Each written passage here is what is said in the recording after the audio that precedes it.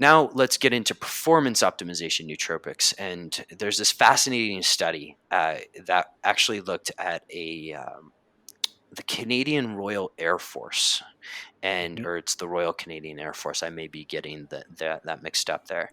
And they had them perform a dogfight. So go up in planes and picture Top Gun if you've ever seen the movie, Mhm. and go into just sort of a simulated dogfight after 24 hours of sleep deprivation.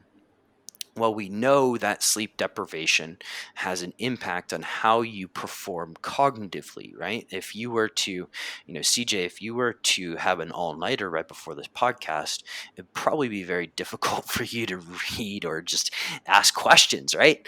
Um, it'd be it'd be something Unless I where you took a compound like modafinil or something. yeah, But yeah. and so you actually just nailed it on the head. So with this dogfight, they actually took modafinil, and Okay. so in modafinil, it actually increased the performance of these sleep deprived flight pilots or fighter pilots, and that is the perfect example of a performance optimization nootropic.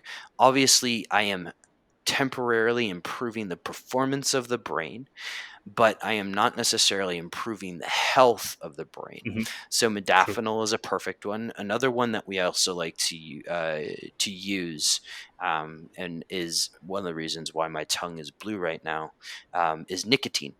And so nicotine is a performance optimization nootropic. It brings you up when you're down. It brings you down when you're up. It can help certainly a lot with verbal fluidity.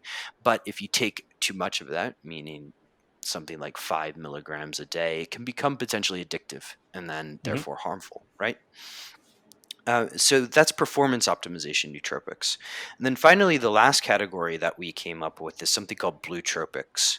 And blue tropics is a either compound or what is more commonly referred to in the nootropics world as a stack that has both health optimization and performance optimization components. And these compounds are actually quite rare in the wild, if you speak so to speak. The quintessential compound that is the reason why we call it blue tropics is actually methylene blue.